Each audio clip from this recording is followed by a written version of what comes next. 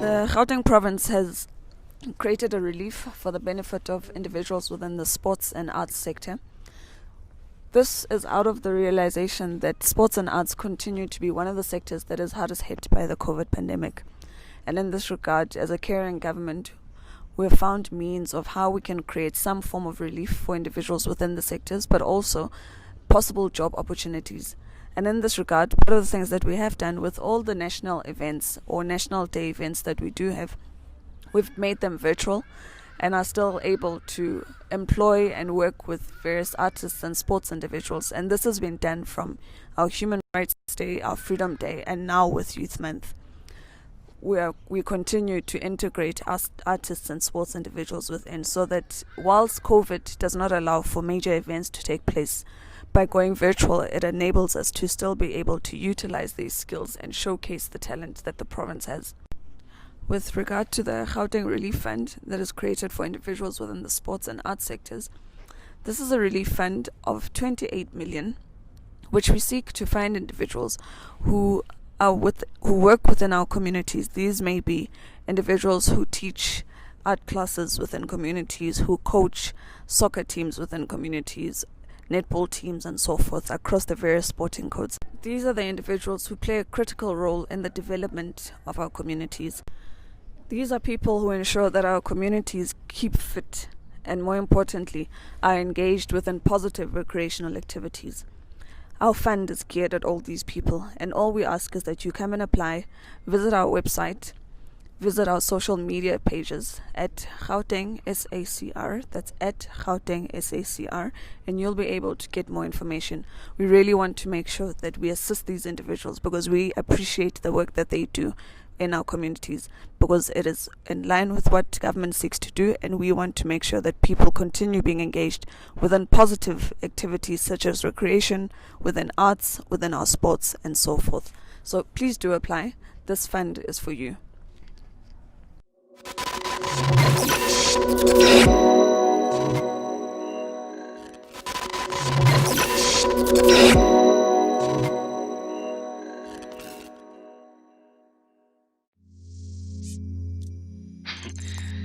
You know when they talk about someone who takes you from zero to a hero? That's my Melissa. My shield from all harms of this earth. The one who would take me out into public spaces regardless of my imperfect English and still protect me. The dark times came when our tree of love stopped bearing fruits. Nothing beats the pain of watching the love of your life slip away slowly. It's like a bad dream that has no ending. I convinced myself ukuthi ngiyindoda, but the little boy from the Bundus inside was screaming in pain. And ungizwe kahle baba, don't get me wrong, I made that little boy suffer by depriving him the opportunity to heal from it all. I was the one who was closed off, Baba. Begungimi, I was the one who had that disconnection, but Ihena, she taught me there's nothing wrong with being vulnerable.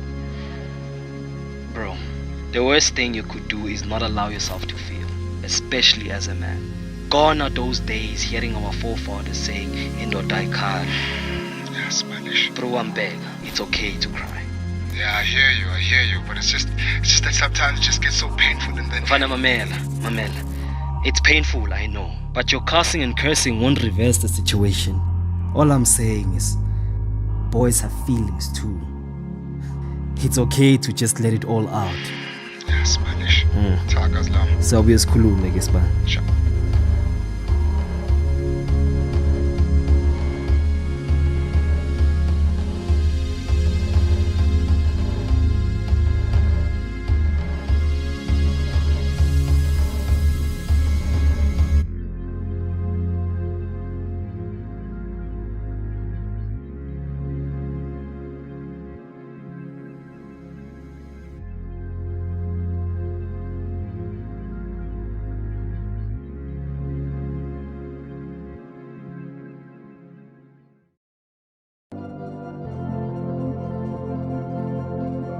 I'm an urban artist who's inspired by my city.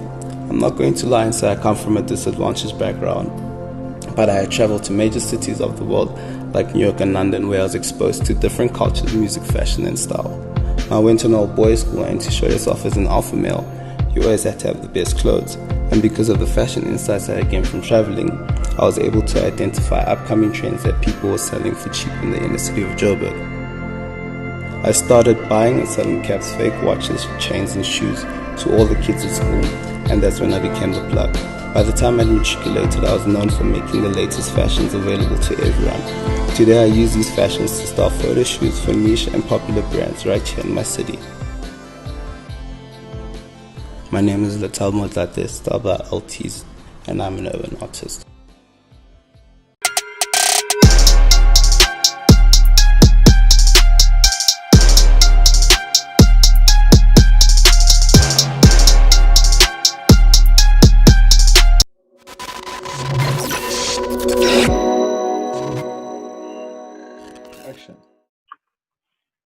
Good afternoon, everybody. Thank you so much for joining us for our Youth Month Masterclass.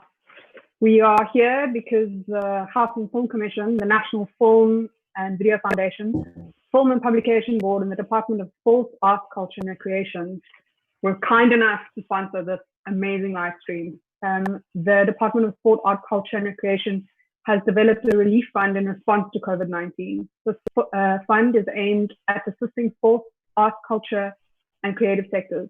Please visit the housingfilmcommission.org.za for application details. Please note that these applications close on the 26th of June, 2020.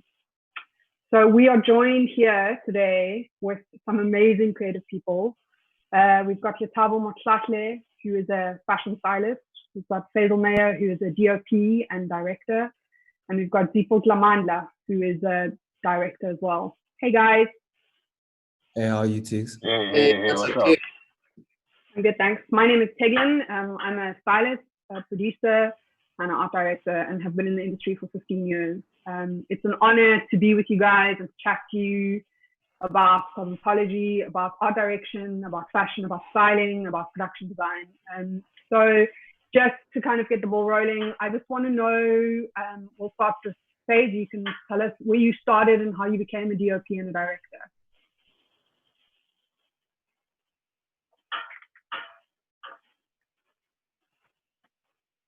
Hey everyone, my name is Faisal Meyer. I'm just a young guy, bit of a character. I'm from the south of Johannesburg, from a little town called Innerdale. I started out as a filmmaker. It was actually very weird. I used to just assist on a lot of sets. I was very confused as to like what I wanted to do in terms of department and where it's gonna go, and dealing with the whole pressure, being in the industry or film is not a real career. And I'm one that always pushes the boundaries. So it was more of a story of convincing a family, because I'm actually first generation when it comes to filmmaking in the family. So being first generation is a lot more tougher because you've got a lot to prove, especially when it comes to sustainability and like future proofing and making sure that your career will actually bring you your bread and butter at the end of the day. So I come from a place where there's really rich stories, and I love knowing what happens all around me. So I always have my ears to the street when it comes to content, especially where I'm from. So I think I got into filmmaking mainly because I feel like as an African filmmaker, there's a sort of responsibility that needs to be carried across in the near future and in the foreseeable future. And I just like to create and tell proper African stories and create a very interesting dialogue. Cool, thank you. Thanks for that, Faith. Letaba, tell us how you started, where this inspiration of becoming a fashion stylist, started for you, how long you've been doing it for, that kind of thing. Thank you for that. Hi, I'm Letabo. I'm 25 years old. I've been in the industry for about 4 years. I started when I was 21 on small budget series called Gempela.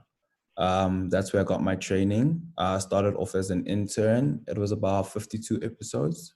For those that don't know, that's a very long period of time in the film world. So I started off as an intern, and by the time we were on like episode 40, that's when I got promoted from intern to assistant. And then I've been assisting since then. While I've been assisting, I've been a personal stylist to some celebrities and stuff like that. And yeah, that's about it until now. And my inspiration comes from everything around me. I grew up in Alex, but I was fortunate enough to go to school with other privileged kids, so I know the best of both worlds, and I think that's my advantage in the industry, is that I know both sides of the world, and that's what gives me an advantage. Not everything is about price. It's about real people and what they were like. For example, what I do is we focus mainly on clothes, so I know what the average Joe wears and also know what the certain person wears, stuff like that. Yeah. Nice. Thanks for that, Tabo. Deepo, tell us, where you started. You're an amazing director. I've worked with you some. I've, seen your process. Where did you start? Thank you so much, Tiggs. What's up, guys? My name is Zipo Janamandla.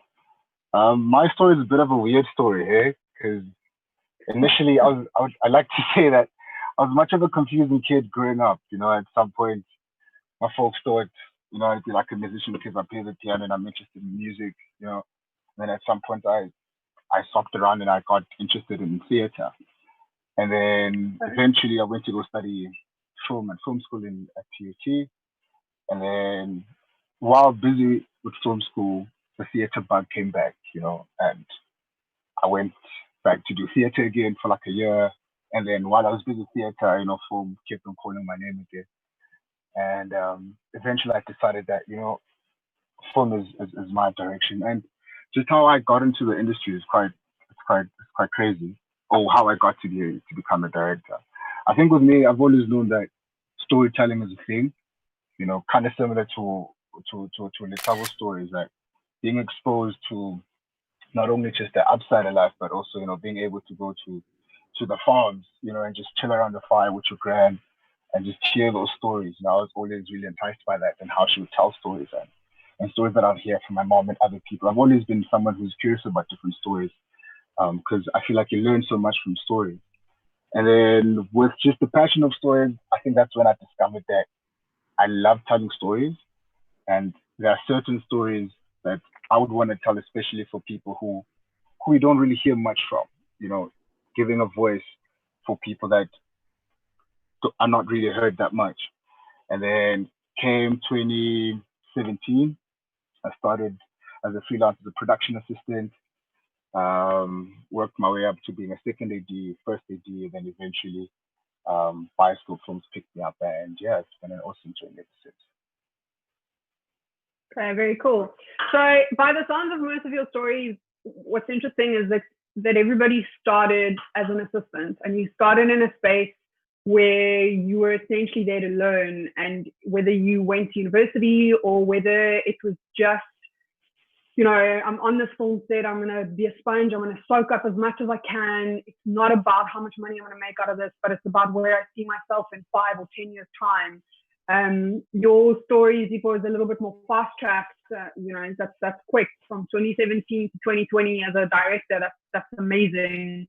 I know, so both Faze and Zipo, you guys have both been part of our or my project that I work with on Boca, where you submit a treatment and we help you make these films. They're very short, but what was intriguing is that both your stories were beautiful. You had really put thought into the hair, the makeup, the wardrobe, everything to tell the story.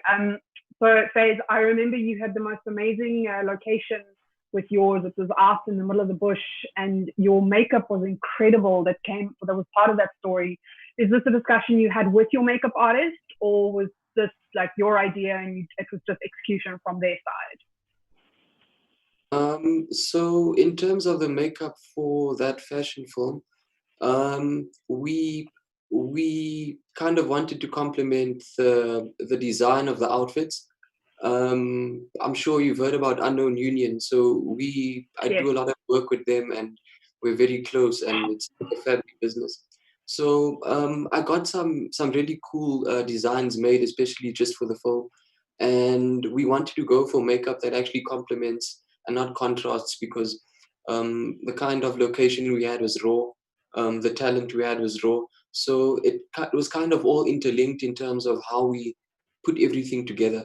So I hope that answers the question, because I'm not very big on makeup. It was just a decision that we made that kind of amplified what we were doing. No, it totally answers the question. Let's talk about, how do you feel when you style something? Do you take a lot of direction? Do you chat to your hairstylist and your makeup artist? Do you build the whole look together, or are you usually the driving force? How do you, so if Faisal was to come to you and ask you to do the styling for that? So as of now, like lately, I've been getting briefs. Also, by the way, I am a second generation in the film industry. My mom's actually a makeup artist, so I grew up around all that stuff, So I know makeup is very vital. It is as important as styling and your storytelling and everything else, So I look at makeup the same as styling. The makeup artist is always there. I do ask for advice at home if this is good or bad, or but it's a decision we all make in the team at the end of the day. Okay. Yeah. Cool. Zipo, your fashion film, Boys Have Feelings Too. We chatted about this off screen earlier. You brought in a lot of euphoria into the HBO series, which is amazing because it happened kind of unintentionally. Is that correct? Yeah, it happened quite unintentionally. So, for me, honestly, like when it comes to not only how we built the characters, but also how we styled the characters. For me, the biggest thing was not only using like camera and light to tell the story, but I felt like we could bring forward the story with the wardrobe choices and the choice of makeup as well. From the top of my head, if you look at the female character, she's wearing a leopard print, and the leopard print is a print that is usually considered as a traditional print, especially amongst the Zulu people. And seeing that she was actually going out with a black guy who's always wearing his pants, and just how she wore that leopard print kind of shows the influence that this guy had on her. You know what I mean? So instead of a traditional Zulu leopard print vest, with her it was like a nice top, which is a bit more modern, which I really think was quite interesting, finding different ways of how we could explore telling the story using wardrobe and makeup as well. How involved are you as a director with the stylist and the makeup artist? Did you drive them? Did they come to you and say to you, like, this is what we feel and how we want to portray this character? So how I usually work is, I usually just give when I give briefs, I leave room for the stylist to explore and have fun. I'd rather have to pull the stylist back to what it is that I want rather than having to push them to a certain direction.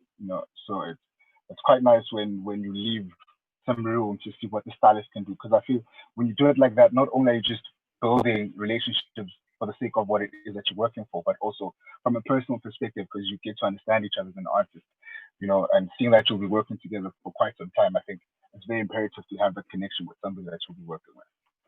So to answer your question, I just give space for people to play because it is a form of expression after all, and then we'll find our direction together and then come together and then work towards the same cause. Okay, Faith, do you feel the same way? Yes, I do. So usually I'll just, especially like with writing, because for when we do produce work, I write as well. So I like what Zipo is saying. It's very important to leave room for the rest of your crew because at the end of the day, it is an expression and it's a collaborative work. So at the end of the day, you want to get everybody's best performance because how else do you get everybody's best performance if you have already done their job? So it's cool to come together as as a unit and use methods of like critical thinking, you know what I mean, and come up with cool ways of like problem solving. So it's really important to just leave room, but also know what you want. But sometimes you could find that your makeup artist or whoever is on your crew comes up with a better idea than you. So always just be open, and I think that's the best way to go if you want to create something that stands out. What do you guys think are potentially your biggest challenges? Like when you just started, I started my first film, I was 19 years old and was chucked in the deep end because our wardrobe mistress was sick. She was off site for 3 months and I ran a 200 extra full-on feature film at the age of 19, first job, and like ran around like this most of the time. So like what are you guys are a little bit more contemporary than I am, but what would be your biggest challenge you find like going in and starting in this industry? So can I go first? Yeah, my challenge, and I understand, I'm just getting used to it, is time. So I shoot a lot of like commercials like back to back and stuff like that, and it's that like we just like usually just have a week to source and prep and for like 100+ people sometimes. So, but luckily we do have fittings. But time management is like a bit of an issue from my side. But like so far so good. Like the show must go on. So yeah, that's that. When you say time management, do you mean your own time management, or do you mean trying to put it all together within the right amount of time? Definitely not my time management. Is things change, brief change, like a brief can like change, like day before or like on the day, and like usually a story can become better if a lot of prep is put into it. Like sometimes like I'll be like, oh man, I wish like I got that red shirt. A darker red would have been better than a lighter red, or like a specific earring. Or sometimes the shops don't even have what the director's looking for, and you kind of like have to get something close to that. And then tomorrow when you're out in the stores, like after the shoot, you see what you were looking for, that type of thing, But yeah, it's not like the end of the world. It's just like I wish. So one of your big things you say is hindsight is 20/20, which is how it always is. You find that perfect shirt the day after your shoot. Yeah, I know that feeling. Yeah. So that's that. That's for me. That's my biggest challenge, rather. Cool. Zipo, do you want to give us your challenges? Starting out, if you could impart one specific bit of knowledge onto, say, a protege, what would that be in terms of a challenge? I think for me, my biggest challenge was when you're starting out, just to be given that chance to be heard, especially as a young director, it's really really not an easy thing. But like how I was able to overcome that is just believing in yourself and sticking to what it is that you know and showing that you're willing to learn honestly and just working really hard.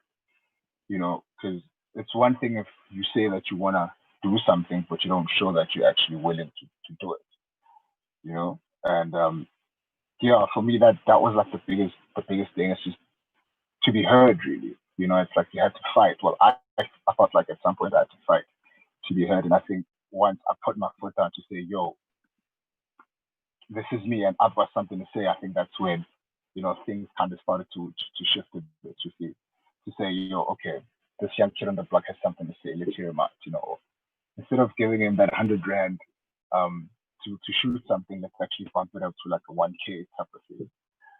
So I guess it's just sticking to your guns, man, and just showing that you really, really in it to win it, really. That's what it is. Okay, that's a nice thing to walk away with, sticking to your guns, because it's not something we always do when we're young and eager and white. Faze, what are your biggest challenges? Sorry, what you were saying? I was just wanting to add on to what you're saying, especially being a director as well. You need to stick to your guns because what usually happens is that, well, this happens to me sometimes. That you would think of something and you plan something and you want to execute something, right? And then it's so easy to be swayed in a different direction by what you watch, who you talk to, and other people's opinions. And if you're not really that rooted in what you believe in, your vision can be just messed up and actually have no direction as a director, I think. So it's very, very important to stand your ground.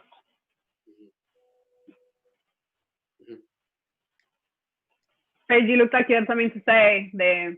No, I was just looking talking. forward to finish up. But yeah, I feel like I've met Zippo before because like the points that he's hitting is exactly the same.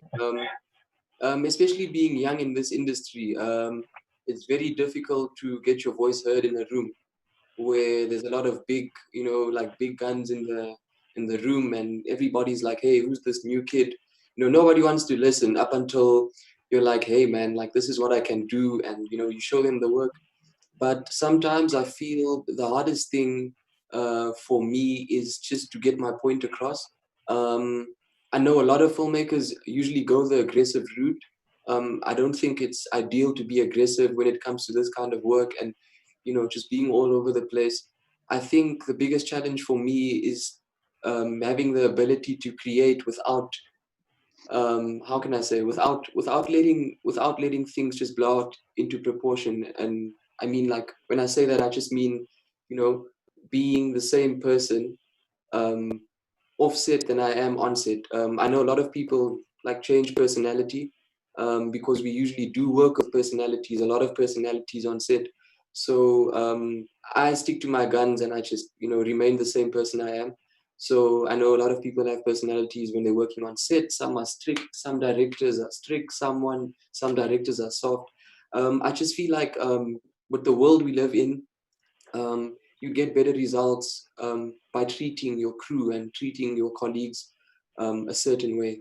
I'm sure you know about the world of work and how that is evolving, but just having that common ground with people and getting them to understand the kind of director I am and how I work is usually difficult because I'm not the kind of person to be the loudest in the room.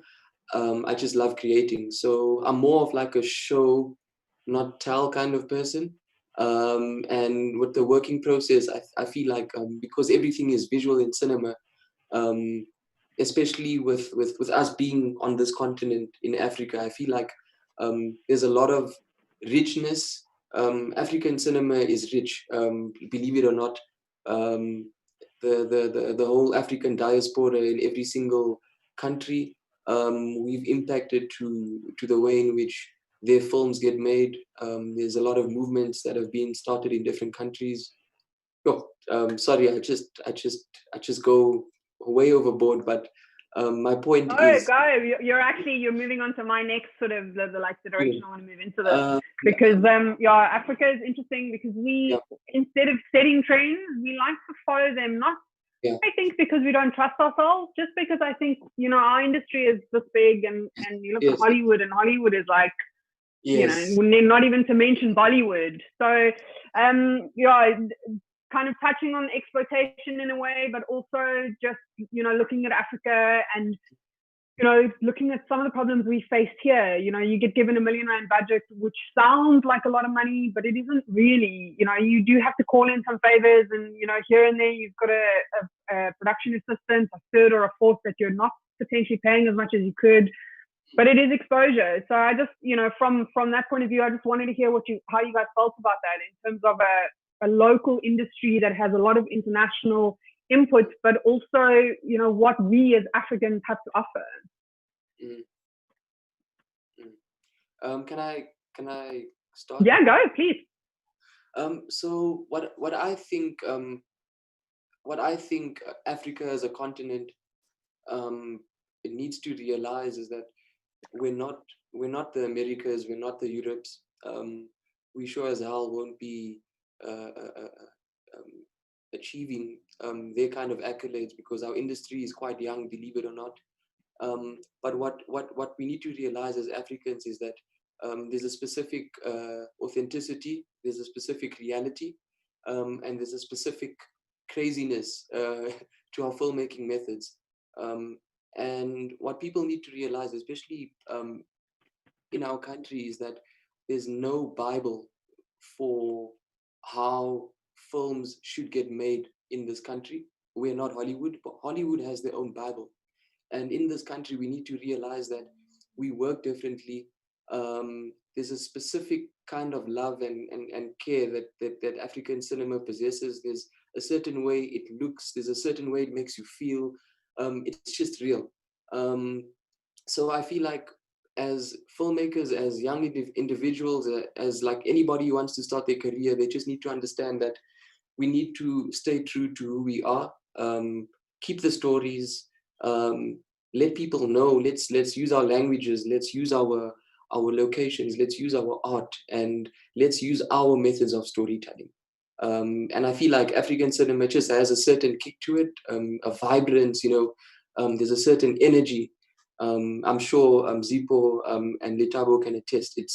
It's very original in my opinion. So yeah, that's all I have to say. Can I add on to what he said? Yeah, please. Different. But like he said, our industry is still young. What I can say is we are African, but we don't have a lot of African people telling our stories in our industry. So that's where the challenge comes in. We still have the majority is like you get your white DOPs, your white directors, you're telling African stories, and it actually, I think those stories are told better by African people, not just something used. Like I recently did something for Zanti Magic. Not everything, like our stuff is not on Google. We don't have if you look at a traditional, if you look for information on a traditional Zulu wedding, that's what we were shooting. We don't have all that information, so it's that we don't have things like that in place, and we still I feel like we still need to grow and move forward into that. But by doing that, we need to really teach young people like myself. I have the opportunity now, to also bring up other people like me, that can tell these stories and so on and so on, if we're pushing for that African narrative. Before you look like you want to add to this, I'm interested to hear what you have to say. Yeah, I mean, the gents have both of them, as they've mentioned, such amazing points. And I mean, what I have to say, I think, is yes, we are still young as an industry, but I think the sooner we start trusting our narrative and the sooner we start trusting our stories, I think the better it is for everyone who's working within that industry, because we're all coming together with a so similar purpose, and yes, at some point, with me saying trusting our narrative, it also talks to going to extreme lengths for your narrative.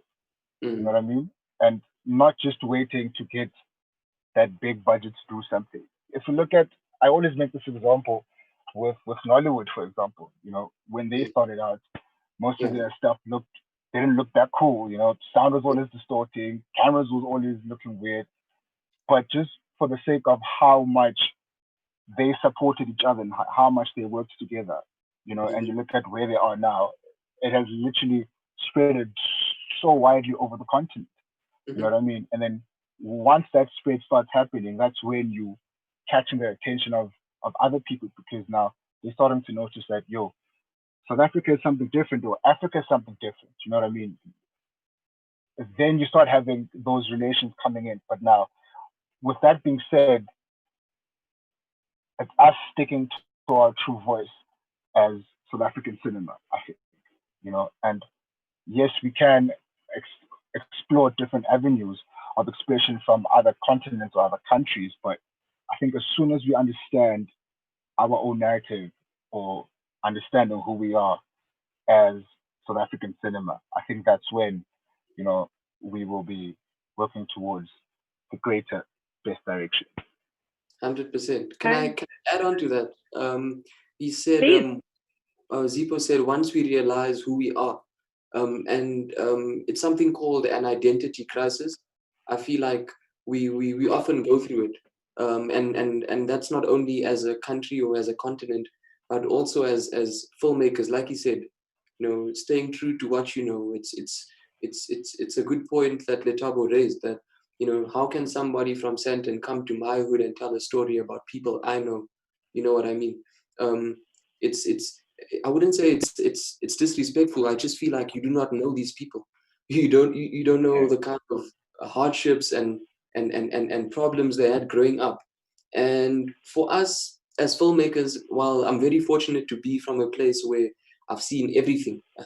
I've seen the neighborhood thug. I've seen the lady that goes to church. There's so many stories. So it's more about understanding what you're saying and understanding those people, because the better you understand the psychology of your character, as Mr. Zipo said, you get to put out better results. And that's the end of my point. Thank you. And if you look at it and you go, okay, we're a really young industry, and we've probably been around for about 50 years, whereas if you look at Hollywood and even Bollywood, that's huge. And Nollywood, as you said, people they tried, and now there's somewhere where people are sitting up and they're going, okay, we've got to pay respect here. And Bollywood, I think, has a bigger growth industry in terms of what they make than Hollywood does. But what I find interesting about our industry is that instead of applying African solutions for African problems, we apply global solutions for African problems, which don't necessarily work. I mean, one of the big things about working in Hollywood is you have to be part of a union. In South Africa, there's no union. The film industry is a little bit like the Wild West. And you can ride in on your horse and say and do what you want. It doesn't matter where you study, doesn't matter what you said, doesn't matter what you've done. Whereas in Hollywood, it's a very different kettle of fish. So just in terms of solving some of these problems that we have, like coming back to exploitation, in the States, you have something like, where as Angelina Jolie wears a Zach Posen dress, that dress will be remade in 7 million different forms because of who she is. We don't have that here. We have something else. But, Letabo, I'm sure you've had people phone you and go, the exposure, that's how I'm paying you, and that exposure. Unfortunately, exposure doesn't pay your rent or put food on your table. I'm sure each of you have a story where you can say that somebody has phoned and said, I'll give you that exposure, just direct my film or be my DOP or be my stylist. You end up in a situation where you're using a global payment method, essentially, which doesn't apply here because we don't have that industry. It's not there yet. So if you could think, what would be your solution to that versus, American solution, which is exposure? Well, I can just for myself. I just want to be the only form of. I mean, I did pay my dues. We've always been told to like do that. Just like to get your foot in the door. So I did my freebies here and there. Pro bonos. Sometimes a director, let's say for instance, Zippo hits me up and he's like, "Yo, I've got this really good idea, this and this. I want to enter this film festival, whatever," and then he ends up winning and stuff like that. Like how we all benefit from that is that I have that in my show reel, and that can also like open doors elsewhere for me, so yeah, but you can't also just like take everything in for free. Like I did my free work. I still do like test shoots, those help, yeah, but it's I have to pay my rent all the time, so like it happens here and there, not all the time, but I won't lie to you, in the beginning it was what I had to do, and I don't regret it at all. Yeah. But in the beginning, I mean, you don't still get a phone call going, we need you for free on this one, but that at some point the director has actually got a budget from somewhere. Yeah, definitely not, yeah. I think from my side, just to add on to what you were saying, Tavo, you're right. At some point, you need to earn your stripes. You need to pay your dues. And I think it's the psyche behind why you're doing what you're doing. In some like in the beginning, yes, that for you to get your name out there, and seeing that we are in such a show and tell industry, you need to have something to show to people. And I think in the beginning, yes, it works when it comes to earning your stripes, but then also, even when, let's say, you're at a point where you understand that there's now budgets for stuff. For me, how it is, it's just how open you are with that person, and also going to the point of how you understand it. It's how that person tells it to you. Is it a passion project, or are you just, put in roses because you want to put roses, or because you want to have me on it for some odd reason, But in addition to that, what Tavo was saying from my side, I think also how you understand it and what your purpose is for accepting that job. There's some jobs that when somebody comes to you and is like, "Yo, man, listen, it's because of 1, 2, 3, 4. I'd like you, and I might not have A, B, C, D." Also, how does that piece of art resonate to you? Is it something that you would relate to it, or have it as a passion project, or is it just one of those where you can actually say that, no, here I'm just being exploited, and I can't deal with that feeling. Exactly. Right? That's what it is, man. Because emotion is such a big part in what we do, and I say this like not only just as a director, but as an artist. We create stuff, or we create things, with a certain element of emotion involved. So it's just one of those things really that you need to understand in that sense from my side.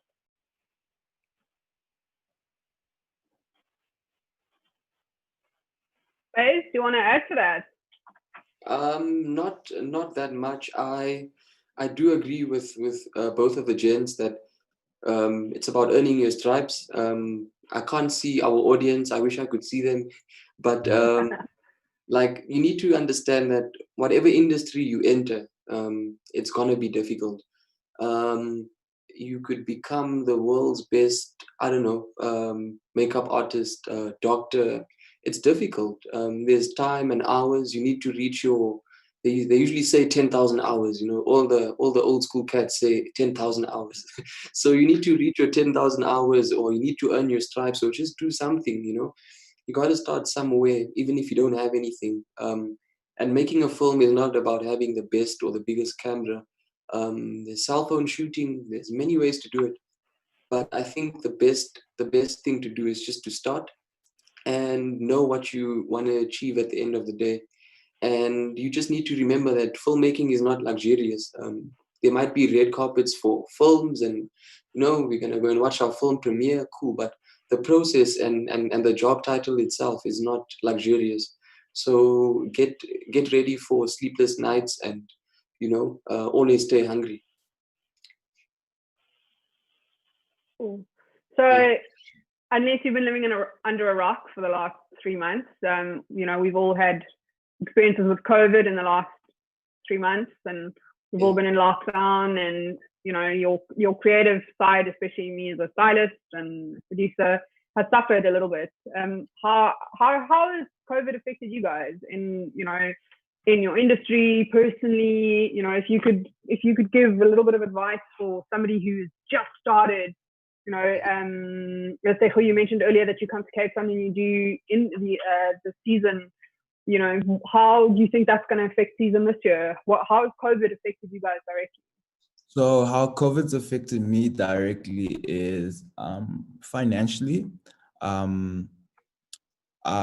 Advice out there to those people: save your money, and it will help you on a rainy day. Fortunately, I am based in 2 provinces, so I took why the reason I came back here is I couldn't afford to pay rent for 3 months in a place where I'm not working. So I just decided to come back home. But luckily here I have been getting work, and during COVID, myself and my team, we were just doing briefs for fun, that's how we were staying creative, old briefs, just we would interpret them all individually in different ways, just look at that, and yeah, that's how we stayed busy during COVID. Cool. People, I know you did quite a bit of shooting during COVID. I follow you on WhatsApp stories and see what you're up to on Instagram. For me, COVID was a bittersweet thing, especially during the lockdown. When COVID hit, I was literally prepping for this job that I'm working on right now, that Letaba and I are collabing on. Cool. It's literally, imagine this. You're a few days from shooting, you've confirmed everyone, and you've, set everything, and then boom, you just have to drop everything. For me, that really hit me, because it's like a build up towards this, towards this project that you're working on, and you've invested so much of your time, of your emotion, of you've invested so many other things, into the project, and then being told that you have to just let it go was a bit weird for me. And yes, just like it, I've also felt it financially. But also, I think the biggest thing for me was, after seeing so many people who were just trying to stay creative and trying to create more content as much as they could to keep busy, because you can get into your head quite a lot, during that time. But what I got to understand and what I got to learn is that at some days I feel guilty when I see other peers or other industry mates doing stuff and posting stuff. But I got to understand that it's okay not to create, just because you don't have all of these resources around you, or all of the things that you're usually used to having when you're creating something. You're not forced to create something because everybody else is creating something. Yes. It's okay to use that time just to chill, reflect on on all of the things that you face, all of the things that you come from, and also plan for what the rest of the year might look like or your future. And I think that was like the biggest thing that I took out from the lockdown. Really, is just accepting that I don't have to be like everybody else and shoot stuff and do stuff. Just me taking time to myself, taking time to my family, just reinvesting morely on the things that keep me going. And for me, it's family. And I hadn't really been seeing much of my family since the year started because I've just been up and down and working so hard. But now that I had that time with family, I think was really cool to just reconnect again and realign myself, so that I come back stronger. That's what it was for me. Okay. Yeah. Faith? Yeah, kind of the same thing from both of Letabo and Zippo. This industry is very cutthroat and it takes so much of your time. It will test you. So I think this lockdown really calmed a lot of things down. You start to think about yourself. You start caring about yourself, because sometimes we overwork our bodies and you up at 3 a.m. and you out shooting at 4 or 5, and it's a 10-hour day, and then what? So we often forget that we need to take care of ourselves, and that's also a very important factor in entering this industry. But myself creatively, so I haven't mentioned this, and I was supposed to mention this. So I'm actually a product of AFTA, Joburg and Cape Town. And I'm currently a lecturer at AFTA, so I lecture cinematography as well. So I've been keeping busy with my students, like getting them to produce like remote films remotely. So the process is going well. It's kind of cool. And I've been working on like some shoot scripts for people who want to shoot films. There's a ton of stuff I'm busy with, so I just like to, I don't like talking about all of it. It's just, I'm fortunate enough to have stuff keep me busy. I'm also in the wedding industry, so I've had like a few weddings canceled. So financially, like when things get canceled, like it messes up with the cash flow. But it's not too bad. I would say that this lockdown has just taught many creatives how to be smart, how to save, and how to still have fun, Yes. Cool. That's very cool. Yeah, congrats. I didn't realize you also lectured after. That's amazing. That's it's a nice thing to keep busy with. And it means that you are plugged into all those young people that, we really want to listen to this. And, the people we want to push, especially makeup artists and hairstylists and art directors and production designers, this is for them specifically. And as DOPs and directors, you guys make those. That's your call. That's your call on who you bring onto your set and who you want to work with. The director that I work with often always said that you're only as strong as the weakest person in your team. So if your makeup artist is going to arrive with a single brush on set, that's your weakest person. Or if your stylist is going to arrive with a single safety pin, you're a little bit screwed because often we keep things together with safety pins. So before I move on to my next point, I just want to, ask the question, do you guys have a core team that you always work with? And then, you have a new suggestion for a stylist or a makeup artist. Are you reluctant to take that person on, or how do you guys feel about that? So, sorry, two-part question. First part, do you have a team that's your core team that you love working with? And then second part, if you hadn't step in, how do you feel about that? Question one is, I've recently joined a team. I was always like envious of people. Like I would always be the one joining the teams, like when they need like a third assistant, second assistant, or elsewhere. But I finally found what you would call like your creative soulmates, your team. So yeah, I've been working with them for about a year, as the girl I'm talking about, she's actually like my mentor.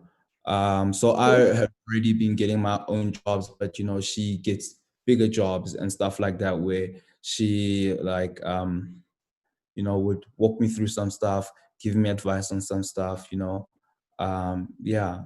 And sorry, what was your second question again? So being that crew, that core crew, if another person comes in, so let's say your preferred, so there's more for Fraser and Zibo, because as director and DOP, they essentially choose their crew and they prefer working with the same crew. So it's if you're the outsider and you come in, or if you have an outsider come in, how do you feel about that? Do you trust them? Do you kind of give them the benefit of the doubt? Do you trust their show reel? Like, how do you feel about that new person coming in? I guess because I've always been the new person, like I said, like I always give someone, I would want to treat people the way I want to be treated, so you do give people that opportunity. And like, if you come around the second time or the third time, that means you were good, but yeah, so far so good. I've found my core team, and yeah, and I'm part of many other teams, but just as an add-on, but I have my core team as well. Yeah. Cool. I've got a team that I do trust, but I don't really mind working with people. I just keep in mind that everybody's different, and like some are going to be quiet, some are going to be crazy, some are rock stars, some really live the film life. So it's just more about being very accommodating and like having a high tolerance for different personalities. So yeah, I don't really mind working with anyone here. Super easy. Yeah. From my side, well, I've got a team, but a production team, being Bioscope Films, the company that I'm with, Yes. But when it comes to the rest of the crew, for me, how I wouldn't say I've got a set team, because it all depends if who's right for that job. You know what I mean? It's for me, that's how I see things. But I do have people that I say that I trust, but I'm also open to like giving an opportunity or giving a chance to somebody, because I know what it's like not to be given that opportunity. But it's just putting that across. If let's say I've got somebody new coming on, I make it a point that, number one, this person understands what it is that we're working towards, and also, I try to get them a bit more relaxed than usual, because I mean, when you're given that first chance, you're always so stiff and so serious. But now I think once somebody gets to be more relaxed, and understand that we are all humans working together, it becomes a bit better for me in that sense. So all in all, for me, it's just, if the person is right for the job, then let's go. It's not that I would say I've got a set crew that I always run to, always go to. As much as, yes, I do have people that I trust based on their work and and the work that we've done together. But I'm always open to working with people. So you guys are both much more pragmatic than your core team. You trust the right person for the right job. For example, you wouldn't use the same makeup artist that you used for Boys Have Feelings 2 that you would use on, say, a post-apocalyptic like war movie. You would potentially have somebody who's more appropriate. Okay, cool. I understand. That's very cool. Yeah. So last kind of question and thing I want to touch on is what are you guys doing post-COVID? What is the way forward post-COVID for you guys? So I've been back to business as usual. Like we're starting to shoot. We just like we cover ourselves, we're just following the rules. But like things are back to normal for me. Is what I can say. Yeah, we're just following COVID protocols, and we're just keeping it moving like that. So, yeah. Yeah, I'm also happy to say that finally I'm back at work. I'm shooting again. I'm on set again. I'm back. I'm back in touch with other creatives. That's what it is. Really, it's just picking up where we left off and just going from that and doing as much as we can. And I think especially coming out of a time where you haven't really worked that much. I think what a sense that I've been getting from being in conversation with other creators is that we don't take our art or our talent for granted anymore. You know, Mm. we've learned to value what it is that we do so much, and to come back in a space where you meet up and you come across people who are just recharged and fired up is really, really amazing for me. Great, yeah. Yeah, that's super true. Like your filmmaking, your spirit, your film spirit actually just recharges, and you'd be amazed at the results you put out creatively. You know, like in any department. But I think post COVID for me will just be a new way of working, because I feel like the world is a weird place right now, especially with this pandemic. So I think it's really just gonna test a lot of businesses in every sector. However, during, well, was it May or April? In April, we were supposed to start with principal photography for film that we were busy on, but unfortunately, we were put on a lockdown. So that was just like quite sad, but it's cool. I'm hoping to complete the project sometime this year, if it does finish this year. But yeah, I just feel like post-COVID will be the time where every creative just sort of lets loose and creates, the best work possible, wherever they are in the world. You know what I mean? So yeah. Great, thanks, guys. Does anybody want to add anything, that I didn't touch on that they just want to say before we move on to Q&A from our audience?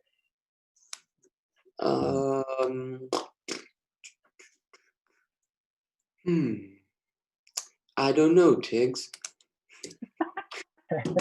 Well, I just say something.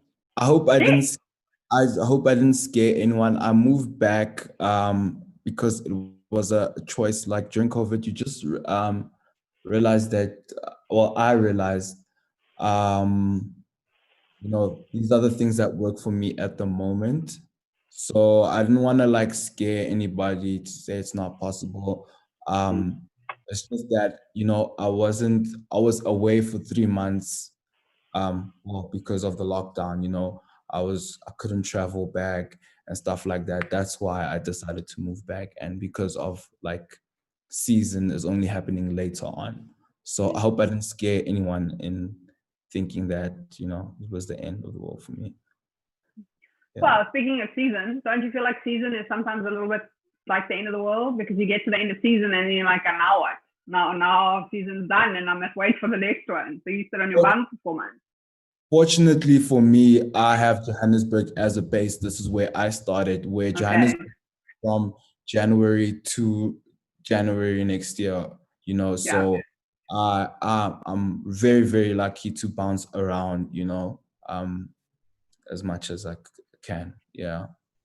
Sipo's the same. You're up here shooting, when I say up here, I mean Cape Town. You're in Cape Town shooting often. I mean, you're on a plane, more than I think any of us. I think with me, how it works is that, so Bioscope Films has a Joburg office and the Cape Town office. Yeah. And like I find myself sometimes just hopping in between like the two cities most of the time. Really. But I could say mostly, I'm it's mostly from Joburg, really. But yeah. Faye, did I leave anything out you want to add? I'm cool. I'm cool. Thank you. Okay, we're gonna go to questions. Yes. Did anybody want to say anything? All good? Okay. First question is from Prudence Oratili. I think this is for everybody. She says, I'm a young female filmmaker in Kuruman and I'm struggling to get funding, and I also would love to get a mentor to teach or guide me to do right and group my production to be bigger. Because she's currently using YouTube and Facebook only to market talent around all of the Kuruman villages. So does anybody have any advice for Prudence? usually in every province in South Africa, there is something called a commerce chamber, or it has to do with industries within that province. So I think maybe if she tries to find a way to speak to the it's called the Chamber of Commerce. So if she can find the Chamber of Commerce or Northern Cape, because Kuruman is Northern Cape, I think maybe that could help, or just potentially look at which direction she'd like to go, or she wants to get funded privately by somebody who's interested in the project. I think for her, it's mainly just having the concept down in writing and being ready for whichever investor she sees fit. You know what I mean, to assist her. But yeah, is there anything else that she asked, or? No, I think her question is, Kuruman, as far as I remember from when I was little, is a very tiny town. So she's probably in a space where she's potentially the only filmmaker. So, YouTube and Facebook are where she's putting herself, but you don't have big, production companies like Moonlight rolling through and going, cool, we need somebody to produce this. So I think it's also a lot of it is space. I mean, all three of you've all been in Cape Town, you all come here for season, you all shoot here. Joburg is a lot more constant, but the small towns, I don't think there's a very big film community, or I lie, there's a big film community, but I don't think the jobs are as constant in Durban as they are in Joburg and Cape Town. So it is unfortunately very much, where you're based. And if you want to get in, you have to move. You've got to make that decision, pack up your things, sleep on a friend's couch for a week if you need to.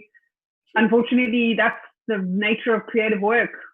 Yeah, it's a little bit of self-sacrifice, and it's a lot of passion and drive and need and want, and sleeping on a mate's floor is like the least of your issues. Yeah, so true. Yeah, so for me, Prudence, I would say that it has a good point. Check out your Chamber of Commerce in Kuruman, see what they say. Else, look at what is unique about Kuruman, and if there's a big production that they're shooting a Western, maybe they want to come out there and shoot there, and that you do that's your driving force. But in terms of mentorship and a writer to guide you, you may want to look at what they provide in terms of short courses. City Varsity, they've got a campus in both Joburg and Cape Town, and even have a look on the Gauteng Film Commission website, see what you can find there.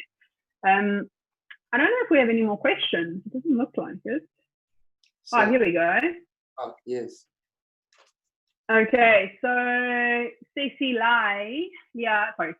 says, any advice for trying to get funding for a TV show competition project?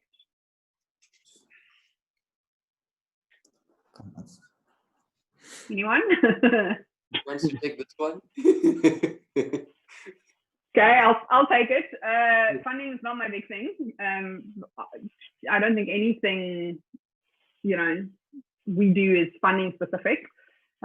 We, as a group of creatives sitting here, I think we all get approached by production companies and asked to work on projects. But, if you've got a good script for a TV show, I would say take it to the Gauteng Film Commission, speak to the Film and Publication Board, see what they have to say, the National Film and Video Foundation. All these people have government funding, and it's something that, they will look at. If it's a good story and you've done the work and you put it in, they'd be happy to give you funding. Outside funding, Netflix has a huge amount of money. I know that they want to get into Africa in a big way, especially South Africa. Chat to them. Also, as mentioned in the beginning, just have a look at the Department of Sports, Arts and Culture and Recreation Relief Fund. I said it earlier, I just want to reiterate it. It's available on gautengfilm.org.za. If you guys need relief, go and check it out. The application for that closed on the 26th of June, 2020. Just have a look at that. Maybe there's something there for you. Big Z, you got a shout out here from Ariel. She says hi and what's up? What's up? Hello. Any more questions? Not coming too thick and fast.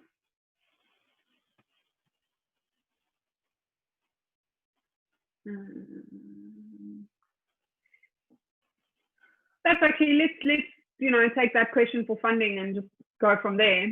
If you guys were gonna start your own, I don't know, TV show, you've got something that you've written, where would you guys look for funding for that? Would you look privately? Would you look corporate? I guess I would try. Do you want to go first, Faisal? You can go ahead.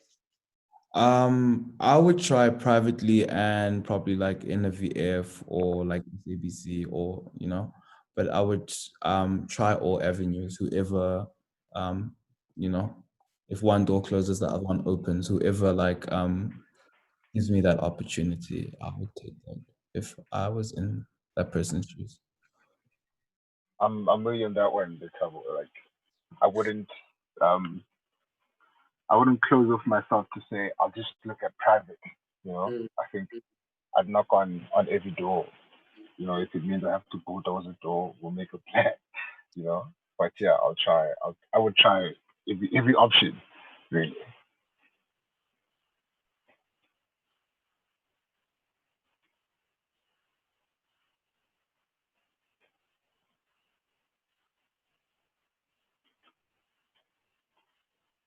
Are you guys still there? We lost.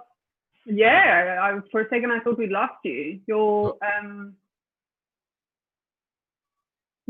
mic, I think, dropped for a second. Are you guys all there? Can we hear everybody? I can hear you. Yeah. Okay, cool. Sorry, well, we missed the last bit of your sentence there. Deepo, what were you saying? Oh, what I said was just in closing, saying that I wouldn't corner myself into saying I'd look into one space. I'd just explore as much as I can, really. If you really want to make something work, you'll explore every avenue that you can. Cool. Deepo, where would you look for funding? Same sort of vibe? Sorry, please say again.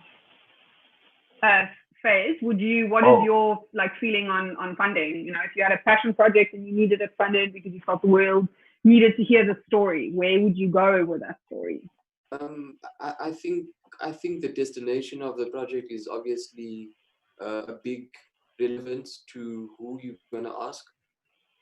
So I mean, if it's a passion project like a short film, I think that route you could probably go privately if you need a very small amount of money. But yeah, I know that our government does provide funding for films. We've got I think it's the DTI, got NAVF. There's so many of them that just want to help Black filmmakers especially. So there's also a fund called I think it's called the Black Filmmakers Fund for the DTI. So there are ways in which to get there. But like we said, the most important thing before you even think about asking anybody for money is to start somewhere. You need to have a show reel. You need to have shot something. You need to have, I wouldn't say you need to be famous. I just feel like you need to have started something in order for the next person to say, yes, I want to invest with you. But yeah, it's really dependent. If you want to go private, you can go everywhere. I mean, who's stopping you and what's stopping you? Just keep on knocking on doors, Cool. Harry Powers come in and said, if anyone is looking for a sound person, location, mixer, boom swinger, sound designer, there's an email address here. She says, great content. Thank you very much, guys. Sweet. Osmink has a question. He says, what do you think the future of the industry is looking at the current threats and also at the new buzzword, fourth industrial revolution? Oh, that's a loaded one. There's Faisal, go. Yes, tell us. Don't leave me. Okay. So I have a bit of a thing going on. I've got a young let me how can I say this? I've just got a young I'm just trying to be protege? young. I'm just trying to be a bit young, Okay. But I feel, the fourth industrial revolution and the third industrial revolution are completely different things. I know some people are gonna like probably kill me for saying this because people get them confused. The third industrial revolution has to do with technology, automation, cell phones, computers, televisions. And the fourth has to do with the world of work. So we've been through the third industrial revolution already. The fourth has to do with the next 10 years of the world. In the next 10 years, we might not find doctors working in hospitals. The next 10 years, we might not find a DOP, in the film industry holding a camera. Could be self-operated. So it has to do with the ever-changing world of work and the way in which industries change.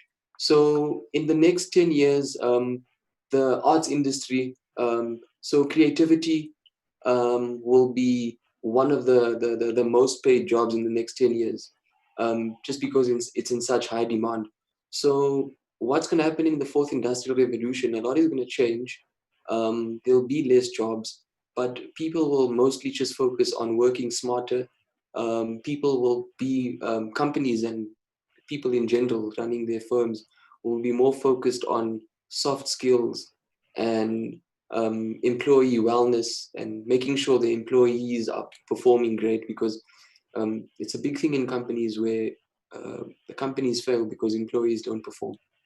And if you get your employees to perform in any business, any industry, you actually get a better output in terms of.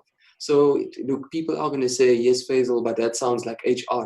Yes, HR is very important when it comes to a company, because without HR, you can't function, So I just feel like the fourth industrial revolution is going to change cinema for the good. I think it won't be a bad change. I feel like we need these soft skills. We need to direct our attention and creativity in other areas when it comes to our production companies. We need to find a new way of working, use design thinking, use critical thinking, all those lovely stuff. And yeah, cool. Okay, I just want to jump in here and just say, hold on, I'm playing myself back to myself. Sorry. So the fourth industrial revolution is interesting because potentially you're going to bring in a lot of artificial intelligence. And the one thing artificial intelligence can't do is be creative, which is why I think you say that creativity is something that in the next 10 years is going to shoot through the roof in terms of earning power. So what's really cool about saying that is that, people are emotional and robots are not, so banking you can do without emotion, trading, stock market you can do without emotion. You could even go so far as to say that there's certain parts of medicine you can do without emotion, and you would probably do better without emotion. But storytelling, if there's no emotion, it's not a story. It's just words on a page or pictures on a screen. So yeah, I think you're very right there. Sorry, you were about to say something and I totally interrupted you. No, like you just said what like I wanted to say. Like the point that I wanted to put across is that's exactly what it is. It's like you can do so many other things without emotion, and with creativity comes emotion. And definitely in the next 10 years, no doubt, people will recognize what it is that we're doing for sure. We're here to stay, basically, what I'm trying to say. Yeah.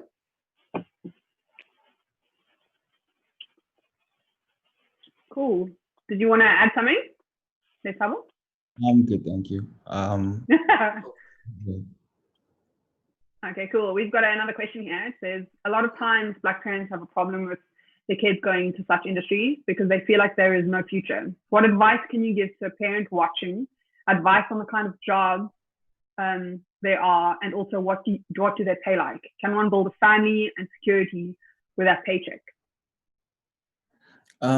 Yes, one can build a family and security with the paycheck. Like, as I said, I am second generation. My mother put me through school with working in the industry.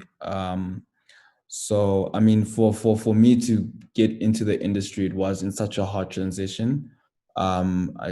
Because it was possible with her, but yeah, I think parents should be open to giving their children opportunities, and not just like wanting them to become doctors or, scientists or like whatever, a lawyer. Just give your children that opportunity. And then if they decide it's not for them, then it's not for them.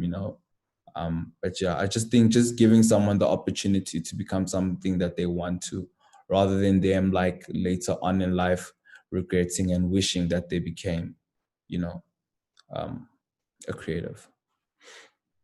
Because there's also like, I think you can tell me if I'm wrong. It's a bit difficult to start in the industry once you're like older, because like you've missed out on a lot. Well, there's a difference between, I mean, I think I have about 10 years experience on you. And there's a difference between what I know and what you know. And if I was to start in the industry now with everything I know right now, it would be a very different start to where you started. Yes, I'd still start at the bottom. Yes, I'd still start with, doing that shoot for free, doing that commercial without payment, and because I'm hungry and I want to learn. But I have a wealth of knowledge that backs me up that you don't, because you're very young. Not you specifically, but a person. So I'm only going to disagree with you on that point. And I will say that I think that at any age you can join any industry, especially this industry, because people don't go, okay, well, send me your university degrees, please. Sure. That's not the first thing they ask for. They ask for your showreel. And that's something you can do with, as Faisal said, cell phone and, some really cool creative ideas. Yeah. I agree with you.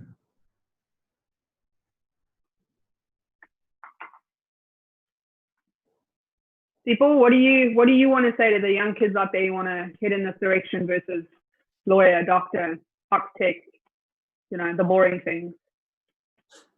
Sorry, I can't hear you clearly there. I think. Oh, shoot. Okay. I just wanted your weigh in on that question, and what you could say to Black parents with their kids wanting to go into creative industry versus traditional industries.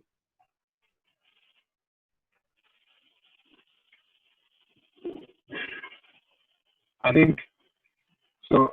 My view is solely based off how it worked out for me on my side as well. So my mom was a teacher, and my dad was like in the taxi industry.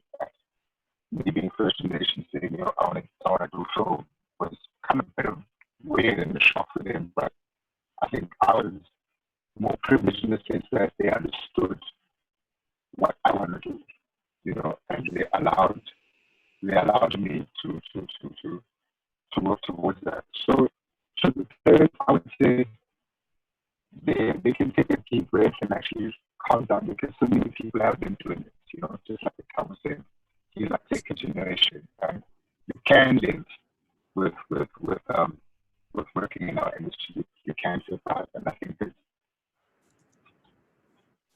for the parents, they should just allow their child to tell stories, because you'd be shocked when it comes to what you can achieve with telling stories. It might not be as, in other people's eyes, it might not come across as important as being a cop or being a nurse, but actually it is important being a filmmaker, being an artist. You save lives through art. You teach through art. You do so much through art. So I would say to the parents, let's not throw away the value of art in life. There's so much to it, and they could just allow themselves to understand it more. I think that would put a lot of things into greater way. So they should just be more understanding towards art and allow their children or child to teach them more about the art. Okay, Zibo, we're going to come back to you because I think your sound, for some reason, your network's dropped. We're just losing you a bit. Faze, do you want to weigh in on this and young kids? Yes, absolutely. I think it's very important that your parents understand the industry, and not, let me put it to you like this. Throughout your life as a filmmaker, like for whatever project you want to do, you're going to be telling them, you're going to be selling your investor a concept, you're going to be pitching, you're going to be, so you need to do the same with your family. You need to tell them, hey, this is what it's about, this is what I like about it, this is what I can do with my life. You need to sell it to your parents a bit better. I know I had to convince my family. They were like, he's again, he wants to be in the arts, he wants to do this and this and that. But I've always known where I wanted to be from a very young age, and I don't think it was a problem, because I've always had like music around me. I was always busy with something creative, and I think it just became second nature, to a point where they weren't even surprised that I'm actually going to film school. So I think it's all about how serious you are and how you make your family understand. Long term, you definitely can make a living out of it. Um, it depends which side of the industry you want to be in. Do you want to be seen, or do you want to be behind the scenes? So all of us in this webinar right now are actually behind the scenes, and behind the scenes you get to see a lot of what happens. You get to see the preparations. You get to work with something called a producer, or your EP, executive producer. And you just get to learn all the roles. You understand what it's like, being on set. And just by learning and being involved and having people that you can talk to just to get advice, will help you. And there's this stigma that happens. I don't know if it's just South Africa, but we only start when we are done with school. And I think as a child, no matter what you want to pursue, I think you need to start doing it while you're in high school. If you really love it, or maybe you started picking up a camera, like in grade 6 or whatever it is. Sometimes we forget our passions and then we let them die out. So the arts and entertainment industry is profitable. I know the South African wedding and events industry is worth 20 billion rand. So at the end of the day, your parents are always going to look at the numbers. So the numbers don't lie. It's all about how serious you are when it comes to pursuing this. Yeah. Okay. Okay. Thank you. Sorry, we've lost Zipo. I think he had a phone call from me. He's trying to get back in. So Okay. I've asked us to get him back in. So we've got two more questions. The one is from Lala. Lala asks, I'm based in Midrand, Carlswold. I'm currently 19 in post-production for 2 documentaries. Is there any full mentorship program specifically in the business side of film that you guys can recommend? Welcome back, Z. Thank you. I think you can repeat the question for Zipo to also understand what's going on, so that he just gets like up to speed with it. Cool. Okay, Zipo, we've got a question here from Lala. She says, I'm based in Midrand, Carlswold. I'm currently 19 in post-production for 2 documentaries. Is there any full mentorship program specifically on the business side of film that you can recommend? Sure. Yeah, this is more of an executive producer kind of question, and yeah. Yeah. I would, Lara, we are more on the creative side, but I'm going to say, get hold of the Gauteng Film Commission.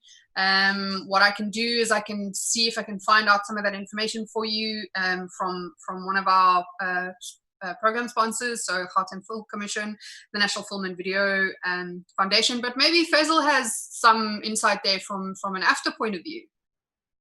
Would this be on the business side? So she wants to know the business side of things. I think if you really want to do it, just try and shadow a producer in a production company that you like. Look for a production company that has, like a personality, or like a production company where you think you'd fit, well. Then just say you want to be the producer's assistant. You can you can start running. I mean, you have to start somewhere, but you don't have to start running or being a runner exactly, but just shadow a producer, because they usually put the whole logistical blueprint together for productions and all of that. So it's best to stick to the producer if you want to know the business side. Cool, good advice. I've just got some info here.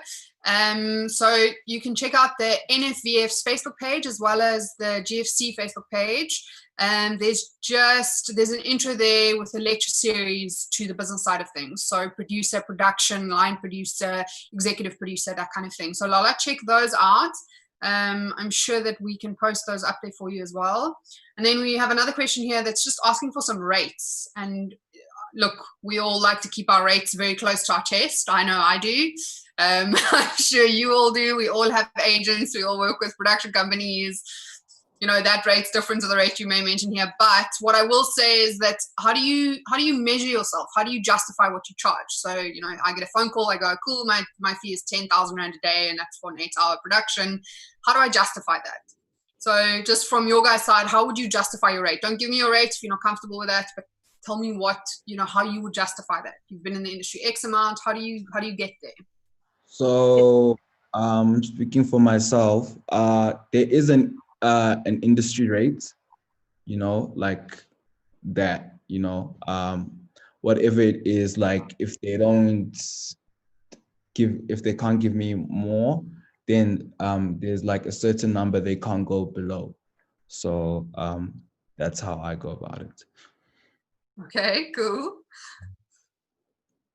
Zippo, I saw you having a good laugh there. How do you justify your rates? I think you're on mute, darling. Oh, sorry. The rates conversation. It's a funny one, because, like you said, we all hold our rates close to our hearts, and sometimes for me, I think it's not only just how you value yourself as a creative, but also, you know, you need to be realistic with how you rate, you know, like from the X amount of years that you've worked or the kind of work that you do. You know, I think those things for me are things that you need to put into consideration, but also be realistic. You know, don't just like ask for a 50K rate a day, got zero on your show reel. You know, I think it's just being realistic to what it is that you do. Cool. Faisal, yours is a bit more professional because you're coming from a school background there. So tell us, you know, how you approach a rate card. So I honestly think it's based off of your experience. There's many ways to, you know, offer rates. You can have a day rate. Some people charge hourly. Some people, you know, there's a bunch of like technicalities behind the way they have their pricing and all of that. I think some directors or DOPs even go as far as, do I get involved in the pre-production phase, or do I only come to set to direct or whatever it is? Because usually some production companies would want to pay and say, yo, okay, cool, you're going to be involved in the pre-production phase, because people are paying for your time, essentially. Filmmaking is about time.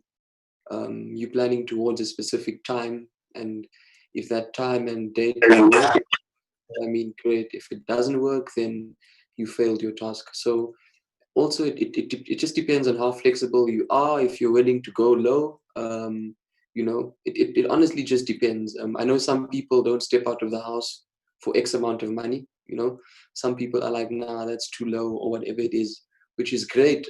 But they've worked their way there. You know, they've worked their way to saying no to money. But when you're starting out, I think you need to just do it based off of how much experience you have. I found a local Cape Town agency. I just want to, because there's a few questions about rate cards. I just want to give you guys, just so you know. So As a costume designer, your minimum you can ask per day is 2.5 grand. The max you can ask is 5,500. So that would range from a beginner all the way through to something very experienced. Then you look at something like a weekly 6-day rate. A minimum you're looking at 24,000. Minimum is 9,500 rand a month, a week for a 6-day week, and then your max is 24,000 rand a week. So then, if you look at a makeup artist, because we're focusing on those creatives in this series. Oh gosh, I've lost it now. Just give me a sec. I can give you the DOP rates as well. It's also a minimum of 4.5 a day, going up to 11,000 rand a day. Those are day rates.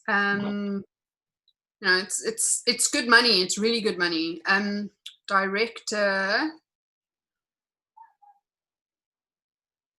doesn't seem to be on here. Zipo, you're worth millions. You're not on my list.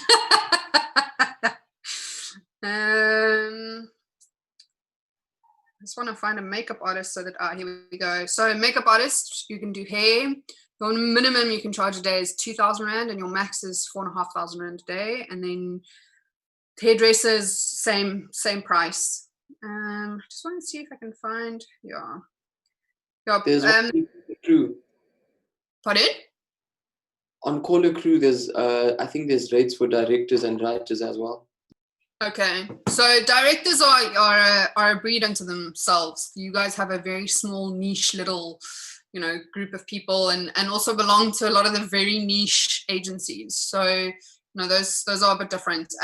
There's a whole bunch of questions that have come up. So Vusi has asked here, how do we get in contact with production companies to shadow for them? You can email them. I think that's the best way, is to just email. Well, you Google the production company you'd like to work for, and then you send that email through. And usually on those pages, they have emails available for different positions. So yeah, you can email.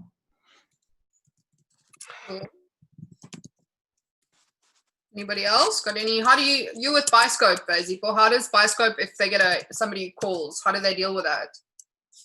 I mean, we always open to having new talent on set, because I think giving people that chance is really, really important, and also teaching as much as you can is quite important. So I mean, we usually just get calls into the office. If not, on our website, there's email addresses from our production manager. A lot of people usually get in touch with our production manager, Naledi, and we take it from there. Cool. But yeah. Sorry, we're going to jump back a bit. There's a question here that says, is going to school very important to jump into the industry, or can I just research via YouTube and Google and shadow people? Then I'm in. I think school is very important, just to learn about the fundamentals, the basics. School helps a lot. No. But when I say school, sorry, as in going to AFDA or city varsity. So varsity, not so much school, but tertiary education in film. Do you think it's important and necessary? That's what I meant. It is necessary. For example, schools, they teach you the basics. I'm not saying you have to finish it after, but get some sort of first year education from them, and then if you can intern, learn on the job, then yeah, sure, that's for you. But I always believe you should school does play a vital role in this industry. Where did you go to school? Oh, sorry, I missed that part of your intro. I went to Vega. Vega. Yeah, studied advertising in Vega. So I mean, that's where I learned how to break down a brief and use there's also things they teach you, small things being able to do a mood board or understand things like that. Schools teach you that, Mm. To add on to what you're saying, Letabo, for you to know where you're going, you need to know where you come from. You know, and I think like what school does, or what it did for me, you know, I got introduced to where cinema actually started, and you'd be surprised by how much referencing is done from stuff that has been done back in the day, you know, and understanding that also equips you when you want to adapt certain things, and also equips you to understand things, and not only just from this or this current generation of filmmaking, but also where it came from, you know. So I really agree with you with that. I think it is important to go through that, you know. Also, at the exact same time, film school not teach you actual filmmaking, you know, but it will equip you with different things that have been done before, you know. And then also, like, just like what Leta was saying, if you're able to like intern on a set, maybe, you know, that's cool, because you'd find that on sets you learn so much that you wouldn't necessarily get taught on like in film school, you know. So I think having that balance between the two is very important.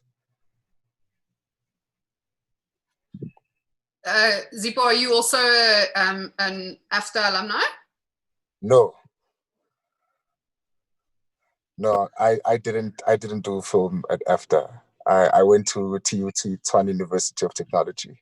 Ah, cool. Okay. Yeah. I did my time there, and then after some time I did like a short course at the Academy of Television and Screen Arts, which is in Auckland Park in Johannesburg. Yeah. And did that for like a year. And then Yeah,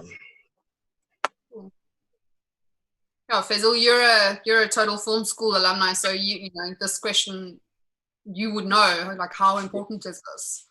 Yeah. I think the process of actually attending film school or any course that has to do with filmmaking is very important to whichever like discipline or department you want to go into.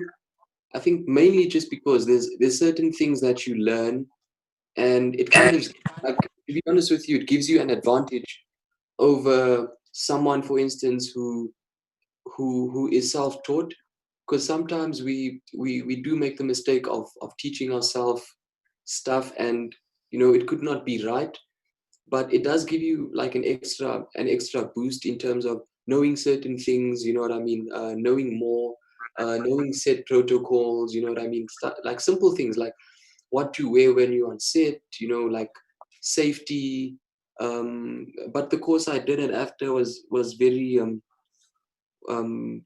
very eye-opening, insightful, because I did a lot of work on camera. Like we get to learn about electrical safety, you know, calculating wattage, all of those things, which at the time when you're a student you don't realize how important it is. You're just like, it's just another lecture. But when you do get to a set, and you know your DOP or your gaffer says to yo, can you just go and look at that box for me, and you don't know how to calculate your amps, and then you know you find out you blow an ARRI M18 light, and then who has to pay for it? Production. So I think there are certain things that film school does teach you. I just feel like once you step into the real world, you are prepared. But always remember that sometimes you need to be willing to unlearn stuff that you've learned before, to learn how to do stuff a certain way with the people you're working with. Yeah. So from somebody who's on the other side, who's produced a bunch of films with young creatives, the one thing I will say that when you leave film school and you walk onto a set, realize that you are the very bottom of that food chain, because there is major hierarchy within a film set and within the industry. And unfortunately, if you believe that because you went after, or because you did a film course, you know, in London or something like that, yeah, you are unfortunately at the bottom of chain. No amount of schooling is going to put you at the top of that food chain. I think the only way you're at the top of that food chain is if your mom or your dad is Harvey Weinstein. Well, not anymore, but or Tarantino. That's the only way you're going to be at the top of that food chain. So just always, as a young up and coming, remember when you get onto a film set that the people who are there have paid their dues. They've paid them hard, and just be respectful of that. Just be mindful of that as well. We've got another question here. We've got a couple. So, and then I think we're going to close it off. So Harry asks, where can we apply for assist jobs? He or she is a year 2 film student at AFTA. So we spoke about this earlier. Get in touch with your local production companies. Maybe what we'll do is we'll get Gauteng Film Commission to put together a list of production companies who are currently looking for assist jobs. Maybe we'll get in touch with them and ask them to do something like that. Anybody else? Any suggestions? Also, depending on like what you want to specialize in, let's just say, for instance, styling I followed all the stylists before I even got to work with them, just familiarize myself with their work and, just watching what they do and stuff like that. And actually my story is the person that I'm styling at the moment, I had DM'd her and she didn't respond. She actually prefers, it's more professional to email, so that, and yeah, actually ours was organic. It happened. I saw her. I told her I'm a really big fan, I've been following her work for quite some time. And if she has something, could she just give me a chance? She had my portfolio and actually she did need help this one day. We did it. We had fun on set. And then we've been working together for over a year now. So that's how it worked for me. Yeah. And then we've got a 3-part question from Henry. Henry asks, okay, and how, I think this is for you and me specifically, Lethabo, because it's a styling question. How are they keeping abreast with changes in fashion or film, fashion for film and television? That's question 1. Question 2 is, and they're willing to work with aspiring fashion designers from townships. And then 3, from their personal capacity, what is it that they are doing to share their skills with previously disadvantaged individuals? Sorry, please repeat, like, who is this person speaking about? So so Henry is asking in general. So the first question is, how are you keeping abreast with changes in fashion for film and television?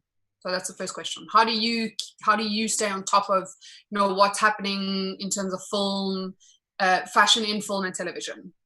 So like I said, I'm a very big fan of following the work of people who I aspire to be like.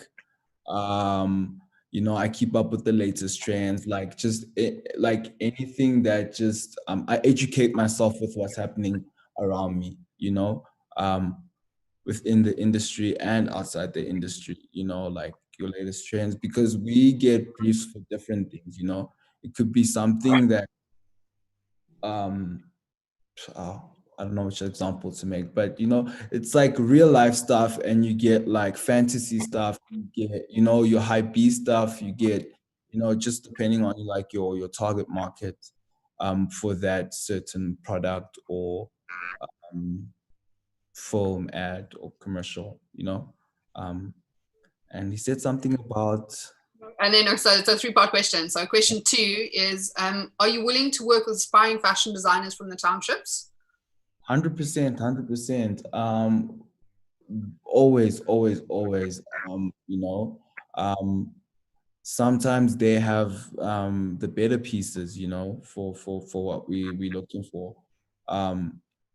Any fashion designer, established and non-established fashion designers, I'm always willing to work with them.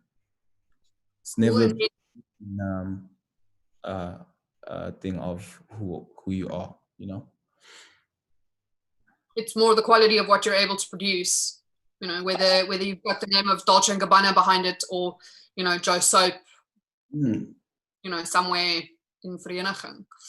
And then yes, sorry. To interrupt you. So luckily for upcoming fashion designers and stuff like that, like on your local shows, that's where you get to shine, because you know, for like well, SABC, you can't show branding, you know, but if it's an upcoming person, you get that opportunity to have your clothes there, because they don't use your Dolce Cabana's, your Nikes and all of that on those type of shows. So yeah. So I'm Cool. always looking for upcoming fashion designers. Cool. And then third question is, in your personal capacity, what is it that you're doing to share your skill with a previously disadvantaged individual? So, for example, would you take on a assistant from a previously disadvantaged background, you know, if they were hungry and wanted to be a stylist, same as a director, same as a DOP? Yes, I would. I've done that before. Sometimes I on 2 jobs, you know, where and disadvantaged. I wouldn't necessarily, I'll be honest, not like someone that comes from the township, but disadvantaged is also like someone who's trying to get into the industry, right? So Well, I think this particular question is previously disadvantaged, somebody who didn't have the money to go to Vega or AFTA or CPUT or, you know, a tech or a tertiary education, but is very hungry and wants to get into the industry. That's how I understand the question. I very much stand under correction, but for me, that's something that is something that a lot of people do in this industry. They will take you on if you are hungry, regardless of whether you've studied or not. If you want, they will give you the platform and they will allow you in. That's been my experience. Faiz, how have you experienced it? I think it's not about where you're from. It doesn't matter if you are from a township, you know, from a mansion, you know, some rich neighborhood. I think it's all about your willingness. If you're really hungry and, you know, you want to just stick by my side and be my conjoined twin for the next year or two, then I'll definitely be willing to, you know, like just help you out and have you shadow me or whatever it is. But I think help necessarily, I kind of get what Litabo was saying, what he meant by like the previously disadvantaged or disadvantaged. I'm from a previously disadvantaged place, and I work with a lot of guys from where I'm from, but they also in the industry. So I would say for those who need mentorship and help, yes, I would work with you. I would pick you. I wouldn't say no, because who says no to somebody who just wants to help and not ask you for money? Because you need to remember, when you give your help, you're not allowed to say, yo man, but things are costing me. You need to be hungry. We all did this thing of helping someone without getting money. So you need to realize that, hey, let me swallow my pride. At least I'll have petrol, or at least, you know, I'm eating on set. At least they're getting me there. At least they're looking after me. So just go with that in mind, because a lot of us have the expectation that because we're assisting people in a company, I'm going to earn a salary in the next 2 months. It doesn't work like that. It's the real world. So yeah, definitely I love working with people who don't have access to the resources we have. I love helping or discovering new talent. I'm actually working with a designer from the Vaal on a fashion film, working with a few designers from Soweto. So yeah, there's just so many fresh talent out there, you know, for whether you're a designer or writer, you know, we all dream big. And I think the best thing is for you to get somebody who's willing to take you on. Dipo, do you want to add something to that? Yeah, I mean, the guys have just said it all, man. You just, if you stay hungry, you know, and from my side as well, I'm always open to working with different people from different places, especially because you find that you learn so much, you know, from these different people who come from different spaces. So yeah, it's just pushing really hard, you know, and up until you get to where you want to, you know, just put everything aside and just focus on that goal, really. Like Faze was saying, it's not, don't think that you're gonna get paid that 50K a day kind of a thing, or that you're gonna get paid the next day. Sometimes you need to understand that you have to do what you have to do for you to get to where you want to be. Cool. So I think we're almost out of time. So I just want to thank our sponsors again, the Gauteng Film Commission, the National Film and Video Foundation, the Film and Publication Board, as well as the Department of Sport, Art, Culture and Recreation. And guys out there listening, the Department of Sport, Art, Culture and Recreation has put together a relief fund, a COVID relief fund. Please make sure that you get your applications in. They close on the 26th of June. It's at gautengfilm.org.za. Check it out. If you need that relief, go there. There is a new relief fund. Make sure that you fill in all the details. And also keep an eye on the NFVF's Facebook page, as well as the Gauteng Film Commission Facebook page for classes, master classes. I know there's a bunch of extra master classes on this channel that are going up. Some are about production, some are about creatives like us. Feel free to get in touch with all of us. Our names are all on the flyer. They're online. It's been a pleasure chatting to all of you. Thank you so much. Thanks so much, Lethabo. Lovely to meet you. I'm sure, somewhere along the line, maybe we'll work together. It'd be nice to work with you. Faze, lovely to see you. Long time no see. And Zipo, I'm excited to see what you do next. Thank you. Thank you so much. Nice meeting you, Zipo, Lethabo. Wise, Faze.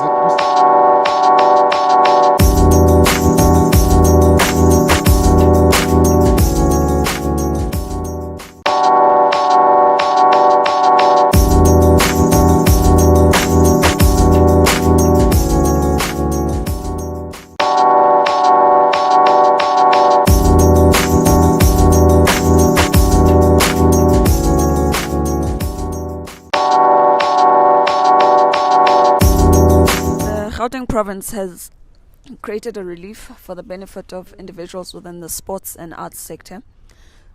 This is out of the realization that sports and arts continue to be one of the sectors that is hardest hit by the COVID pandemic. And in this regard, as a caring government, we have found means of how we can create some form of relief for individuals within the sectors, but also possible job opportunities. And in this regard, one of the things that we have done with all the national events or national day events that we do have, we've made them virtual and are still able to employ and work with various artists and sports individuals. And this has been done from our Human Rights Day, our Freedom Day, and now with Youth Month. We continue to integrate artists and sports individuals within, so that whilst COVID does not allow for major events to take place, by going virtual, it enables us to still be able to utilize these skills and showcase the talent that the province has.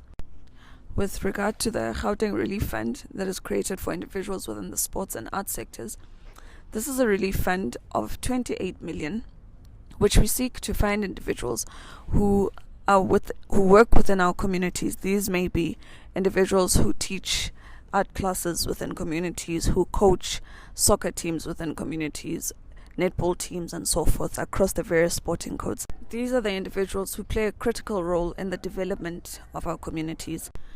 These are people who ensure that our communities keep fit and, more importantly, are engaged within positive recreational activities.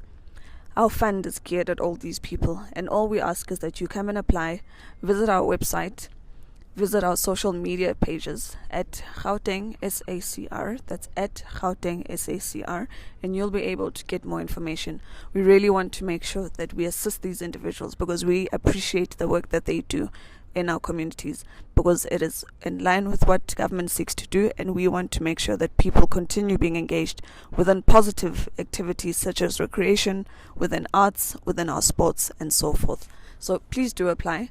This fund is for you.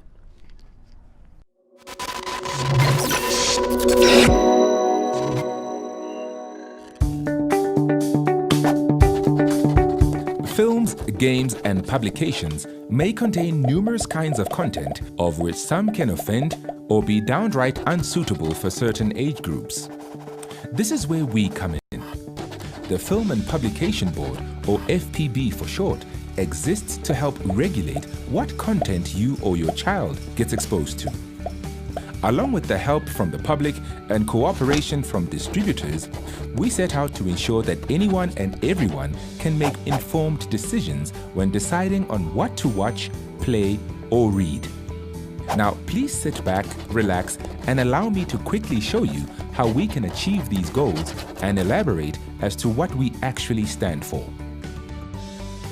First and foremost, concerning our mandate and function, the FPB has 3 objectives. Namely, number 1, to provide consumer advice to enable adults to make informed viewing, reading, and gaming choices, both for themselves and for the children in their care. Number 2, to protect children from exposure to disturbing and harmful materials and from premature exposure to adult experiences. And number 3, to make the use of children in and the exposure of children to pornography punishable. We fulfill our mandate through the classification of films, games, and certain publications, registration of distributors and exhibitors, and the determination of exemption applications.